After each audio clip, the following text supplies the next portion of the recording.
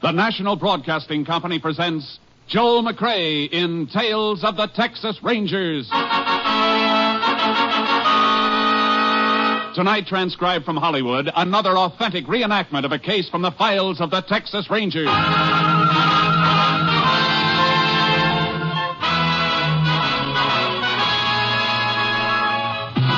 Tales of the Texas Rangers, starring Joel McCrea as Ranger Jace Pearson. Texas, more than 260,000 square miles. And 50 men who make up the most famous and oldest law enforcement body in North America.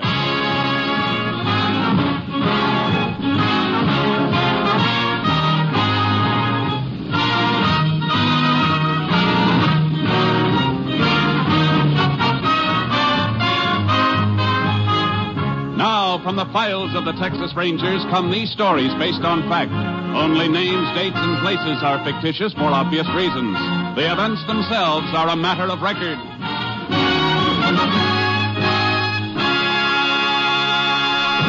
Case for tonight, the Hatchet.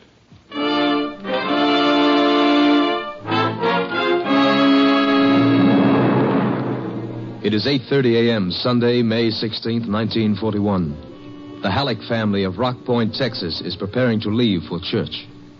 You want any more toast, Jim? Nope. All I want's another cup of coffee. I'll get it myself. Why don't you sit down and eat? Well, I would if I could get that boy to the table. Robert? Robert! I'm coming, Ma. You've been saying that for half an hour. Your eggs are getting cold and we'll be late for church. All right. And never mind that all right business. When your mother called you, you just come a-running. Gee whiz, Pa, I gotta wash my face, don't I? I'll be right there. You'll see the jar, you'll go without your breakfast. Now, you come sit down, Hattie. No need of your stomach being empty. Just coffee will do for me. Seems like the older a boy gets, the harder it is to get him out of bed in the morning. What time did he get in last night? After 11. Him and Sadie Lewis went to the picture show. I told him I wanted him home at 10 o'clock nights. Oh, Jim, it was Saturday night. He goes to school all week. Well, school will soon be over. He'll be working with me in the store all summer. Maybe he won't feel much like staying out half the night when he's been on his feet all day. Look at the time. Robert! I'm here, Pa. I'm here. Well, it's about time. Well, get your breakfast, but the eggs will be like rubber. I don't want anything to eat. I'm not hungry. Well, why didn't you say so before your ma wasted her time and the food? You gotta eat something. I'll have breakfast when we get back from church. Sure, that'll be fine. You can make more work for your ma that way. Gee, Pa, I just don't feel hungry now. Oh, leave him alone, Jim. I'll get him something later. I just put the dishes in to soak. You two want to get out of my way. Why don't you go next door and tell Mr. Driscoll we're about ready to leave? Is he riding with us again? Yes, he's riding with us again, so stop sulking about it. Come on. You ought to be glad to have your teacher for a neighbor. You wouldn't be at the head of your graduating class if it weren't for his helping you. I see enough of him in school without seeing him Sunday, too. Yeah. Well, when you get away to college in the fall, you might be wishing you had somebody like him close by to give you a hand. Ring the bell.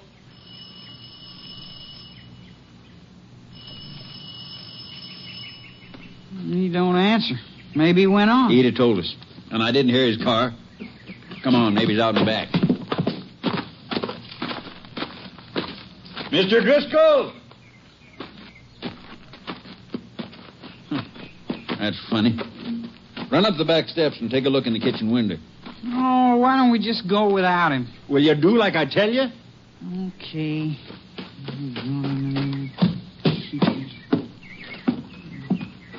See anything?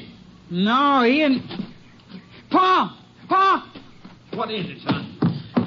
What's the matter? Look at him, lying there on the floor. Oh. Pa, what is it? What happened to him? Come away, son. Don't look any more. Come away. I gotta call the sheriff. It looks like he's been murdered.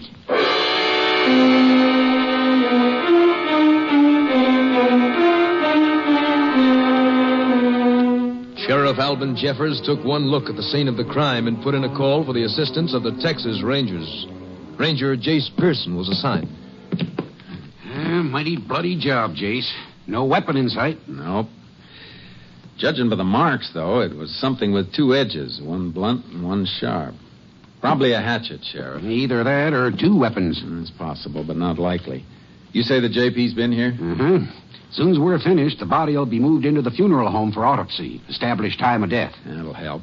Where'd your call come from? Neighbors next door, the Hallecks. Man, wife, and son. Man and boy spotted Driscoll through the window when they come to get him for a lift to church. I'd like to talk to him. Sure, I told him to stick to home. We can go out back and hop the fence. Avoid that crowd out front. Good. The front room looked like Driscoll went in big for books. Yeah, he was an English teacher at the high school. Halleck's boy Robert was in one of his classes, I think. Driscoll live alone? Mm-hmm. A widower. Here, step on this box and hop the fence. You go ahead. I can get over without it. Okay. Well, Halleck saw us coming. There he is at the back door. Howdy, Sheriff. Ranger. Come on in. Thanks. Ranger Pearson, Jim Halleck. Howdy. Oh, my wife Hattie and my boy Robert. Howdy. Howdy, Ranger. You found Driscoll's body this morning? Me and Robert saw it through the window. What time? About 8:45.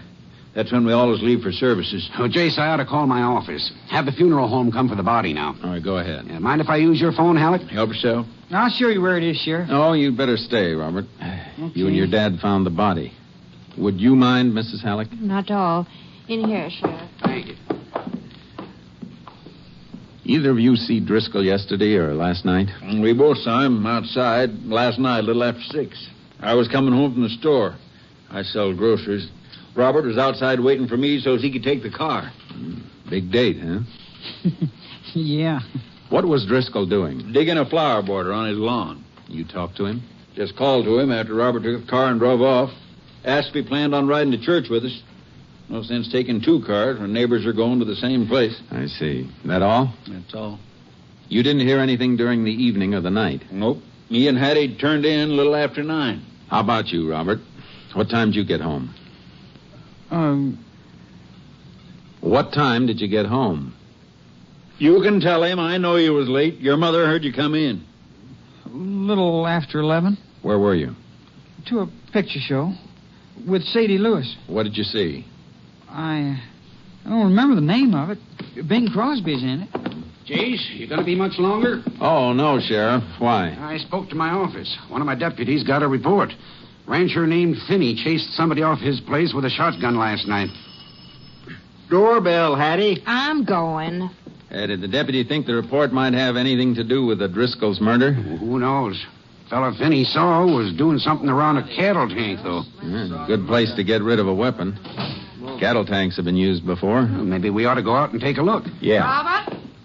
It's Jean to see you. Hi, Bob. Hi.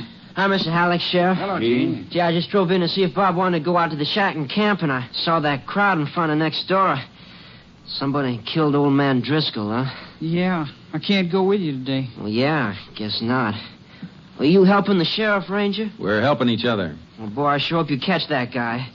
Mr. Driscoll was the best teacher we ever had. We'll try to square things for him, Gene. Coming, Jace? Yeah. Thanks for your help. We may want to talk to you again later. You're sure welcome, Ranger. Bye. Bye, ma'am. So long, folks. Bye. So long, Ranger.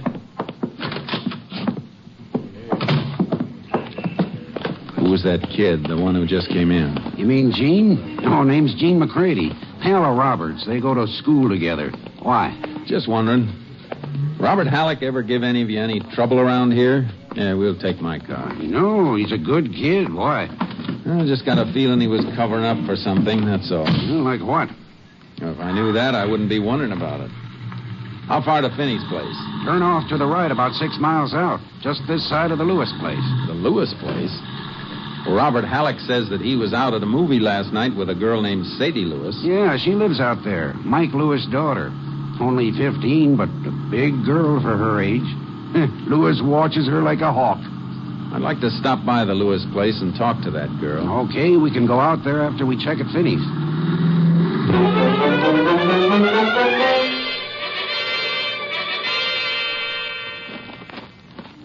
Well, right here's about where he was when I spotted him. I called, but he started to run. I threw a load of buckshot after him. You didn't see who it was? No, it didn't. I was too far off, about 300 feet back toward the house. What time was that, Finney? Oh, just for 11 o'clock last night. Wasn't that kind of late for you to be out here? Well, I'd been visiting. I was cutting across the ranch, walking home. From where? Mike Lewis's place. We get together Saturday nights, play cards. Oh, not for money, just passing time. You always carry a shotgun when you're passing time? Well, matter of fact, I do. Bag a jackrabbit once in a while, going, coming between here and Mike's place. So I always tote a gun just in case. I see. I see better than you do, Jace. I've eaten out here. Mrs. Finney can do more things with a jackrabbit in a pot than most women can do with a chicken. Okay, I was just checking. Now, about the fellow you saw. Oh, yeah. Well, like I said, when he didn't answer my call, I fluffed him with a shot. Don't think I hit him, though. A little too far. Barely saw him as it was. Which way did he take off? Well, that way. Highway's about a mile across country there. You chase him? Yep, sure did. But I reckon he was a lot younger than me. Well, what makes you say that? Well, after 2 minutes of running, I was puffing like an engine in a tunnel. He was pulling away with every jump. Is there anything around here he might have been trying to steal? No, not a thing. Unless he was trying to make off with a cow, and there'd be nothing to try on foot. Well, Sheriff, guess we'd better chuck our boots and hop in there. Into my cattle tank. That's right, Finney. But what for? If we're lucky, the weapon that was used in the killing of the high school teacher, Driscoll.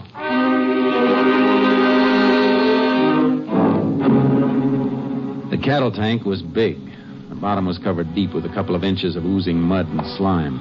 And we slithered around in it for almost half an hour. Pretty thick along the bottom, Jace. Yeah, it sure is. I was going to have it cleaned out next month. Looks like we're going to have to save you the trouble and the expense. We'll have to call a pumping crew, Sheriff. Yeah, looks that way. Hey, give me a hand up, Finney. All right, now, easy. Thanks. Wait over here, Jace, and we'll boost you out. Okay, Sheriff. Well, we're sure going to feel silly if we have this pumped out and there's nothing here. We'll feel sillier if we don't have it done and there is something here that turns up later. I think we ought to... What's the matter, Jace? Feel something. Here, under my foot. Yeah, I felt it coming over this way, too. Some stones in the mud. No, this is metal. Wait, I'll get it. What is it, Jace? Look for yourself, Sheriff. Just about what we're looking for. A hatchet.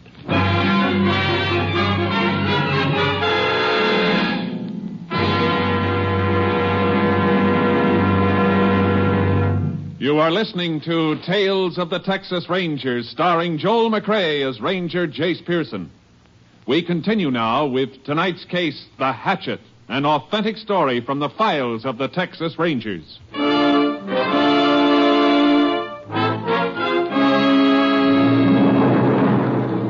was the murder weapon, all right. The blood had been washed away from most of it, but there was skin tissue and hair that had stuck to the blunt end, and... Yeah, I reckon that's it, all right, Jace. But who threw it away on my place, and why? The killer wanted to get rid of it in a place he thought nobody'd be liable to find it. Must have thought of this spot last night. That means he knew the place. He wouldn't cross the range on foot unless he did. You say he ran off that way? That's right. Like Sheriff said, the highway's about a mile. He could have left a car there he was getting back to, or he might have cut off in another direction when you lost him. You have horses here, don't you, Finney? Why, sure, but nothing like the one you're towing in that trailer behind your car. It's really a horse ranger. I think so, too. What I want is a mount for the sheriff here. Where do you figure on riding, Jace? Out on the range, see if we can pick up a trail. I'll unload charcoal and start ahead, and you walk back to the ranch house and get one of Finney's horses and catch up to me.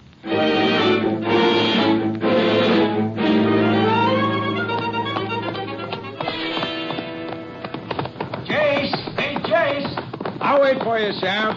Easy, boy. Find anything? Track's all right. Not too heavy on this ground, though. They're easy to lose. Yeah, but this is a straight shot from the ridge. Looks like he was sure going for the road, all right. No doubt about it.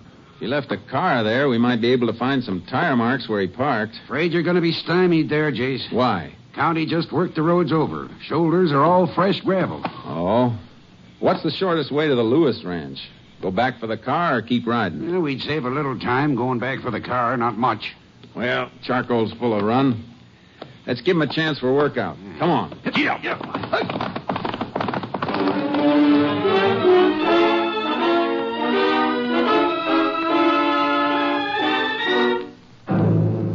Lewis ranch was big and well kept, but there was something dismal and brooding about it. When we got inside, I knew what it was.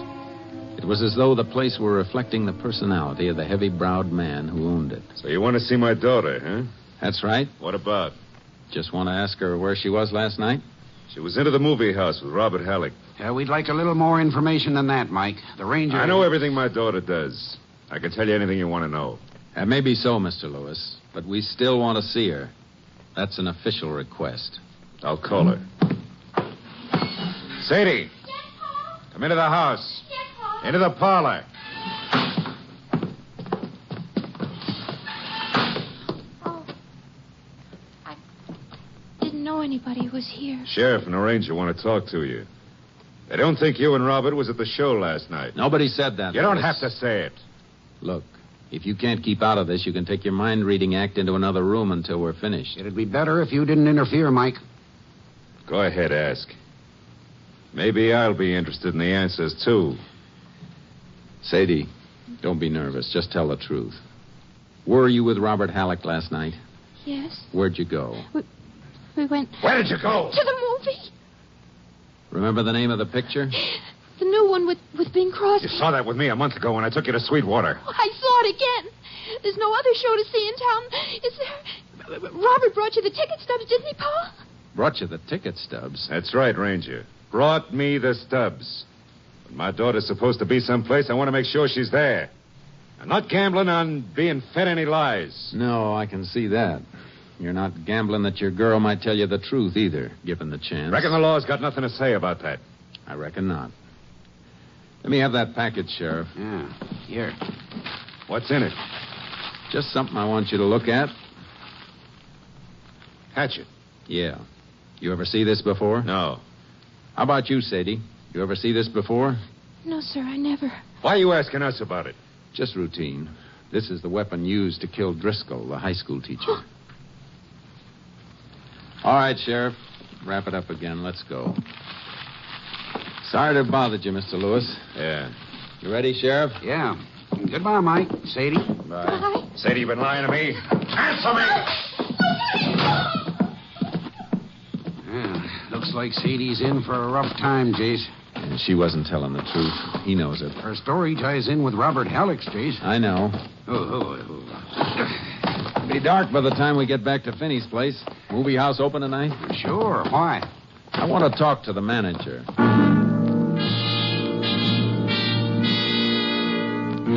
The theater was a small-town showplace. The manager couldn't remember seeing Robert Halleck and Sadie Lewis.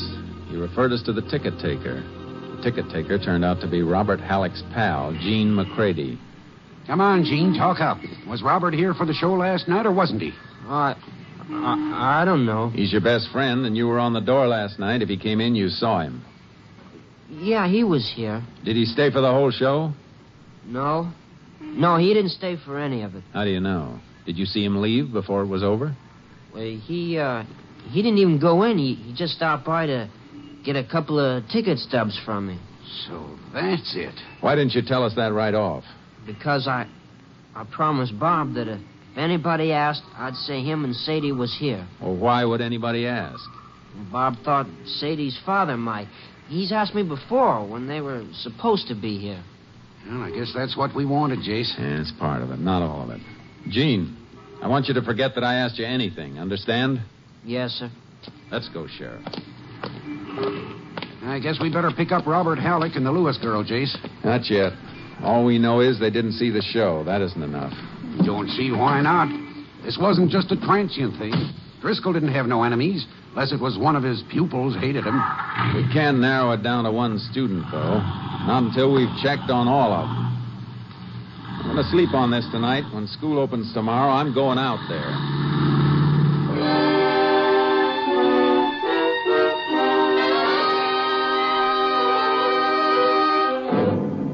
Driscoll had been a popular teacher at Rock Point High, but he had an iron-bound code of ethics where honesty was concerned, and that was the key I needed. I found the answer in a batch of test papers he'd been grading. I took the papers back to the sheriff's office. Morning, Jace. Morning. Find anything out the school? Plenty. Look at these. What are they? English class test papers of Robert Halleck and Jean McCready. I see. Halleck's mark's pretty high, 94. Yeah. Hey, only half the answers on McCready's paper have been checked. His isn't graded. Compare them and you'll see why. His answer to every single question is exactly the same as Halleck's, all the way down the line. Driscoll must have noticed it while he was marking. You think McCready was cribbing his answers from Bob Halleck's paper? Halleck was at the head of the class. McCready was just barely hanging on. Those papers were clipped together in the drawer of Driscoll's desk with this slip of paper. A few notes scribbled on it in Driscoll's handwriting. Here, read what it says. Yeah. An obvious case of cheating. Flunk McCready. If Halleck knew of this, advise principal neither should be permitted to graduate. Well. The test was on Friday. Driscoll must have been grading those papers after school let out. Halleck came home, but Jean McCready was sitting out a punishment in another class for being late. That means Driscoll might have run into Jean Friday afternoon and asked him about it. That's what I figured. Of course, Jean could have told Bob later. Yeah, he could have. Well, Robert Halleck's the boy, all right, Jace. He lied about where he was Saturday night, and Jean was working at the theater. Maybe yes, maybe no.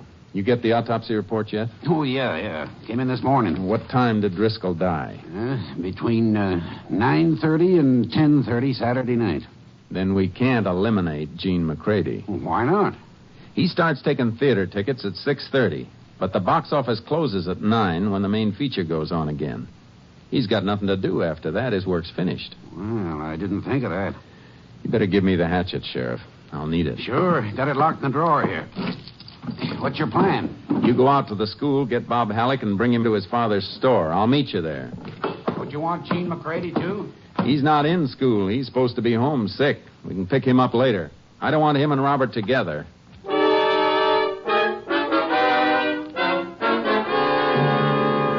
Ranger, you're crazy. Crazy, I tell you. Now, calm down, Mr. Halleck. You admit the hatchet comes from your place. No.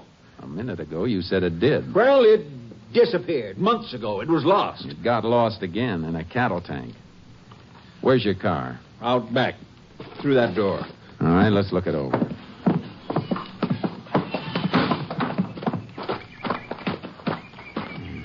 Your son was using this car Saturday night. Yes.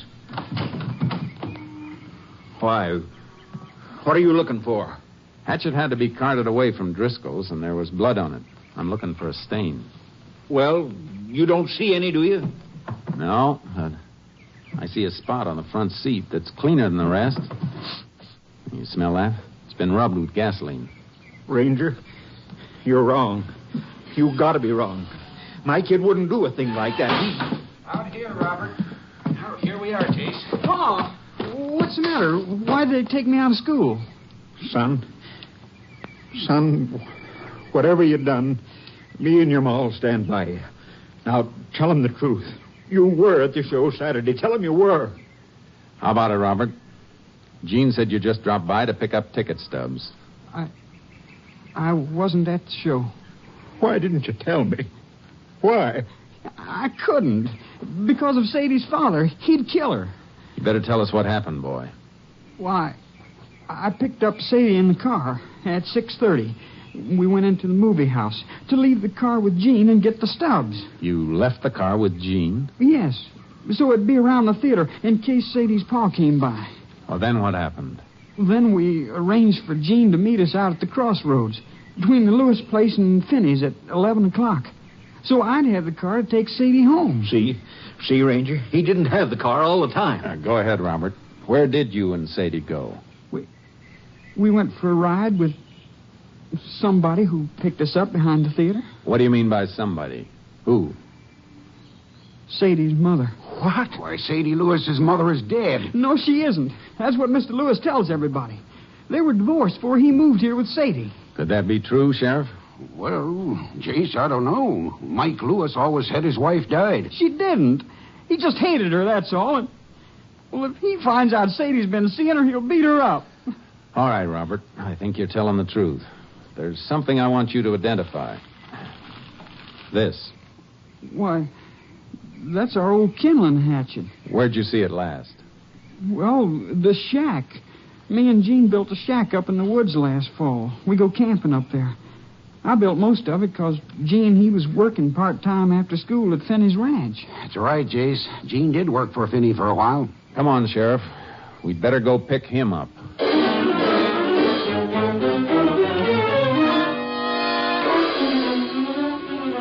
Gene McCready wasn't at his home, and he wasn't sick. We got the location of the shack he built with Robert Halleck, got horses, and rode into the woods to look for him. There's the shack, Jace, just through that clump of trees. Yeah. Come on, Sharky. Hey, the door's opening. It's Gene. Howdy, Gene. What are you doing up here? Just come up to take you into town, Gene. A few things we want to ask you about. Well, like what?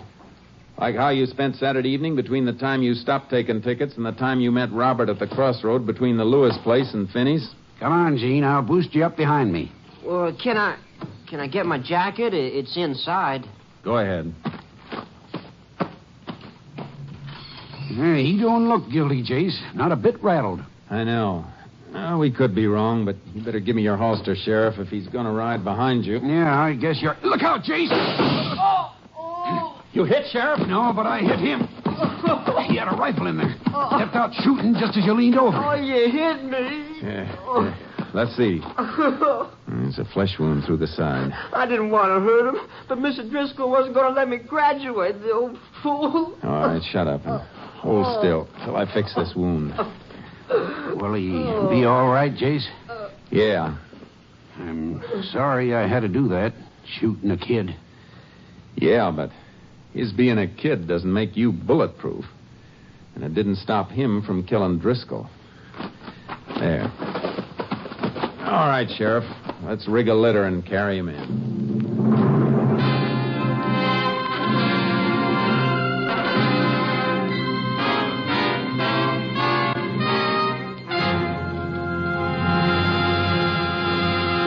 Gene McCready was just old enough to stand formal trial for the murder of his high school instructor. On September 20th, 1941, he was taken to the state penitentiary at Huntsville to serve out a sentence of 25 years.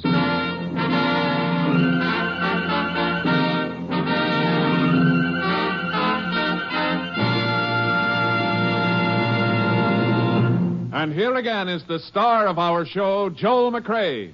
There's a poem that was sent to me by Captain M.T. Lone Wolf Gonzaullas, who's commander of Company B of the Texas Rangers. It's not only amusing, but seems to reflect the thoughts of many a police officer. I hope you'll enjoy hearing it. It's called Not Guilty. I guess I've seen 1,000 men go in this jail and out, from tramps with month-old whiskers to rich men with the gout. Not one of them was guilty of the crimes the law accused.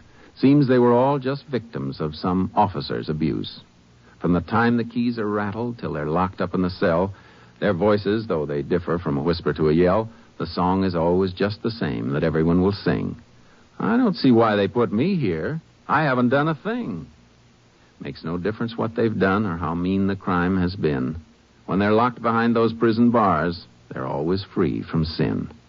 Though the evidence be solid and their voice with guilt may ring, they'll stand right up and tell you, I haven't done a thing. Good night, folks. See you again next week. Good night. Next week, Joel McCrea in another authentic reenactment of a case from the files of the Texas Rangers.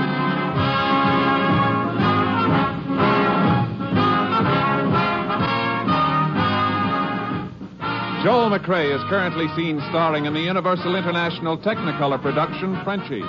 Tonight's cast included Tony Barrett, Parley Bear, Mike Barrett, Sam Edwards, Joe Duval, Tom Cook, and Gerald Moore. This story was transcribed and adapted by Joel Murcott, and the program was produced and directed by Stacy Keach. Hal Gibney speaking.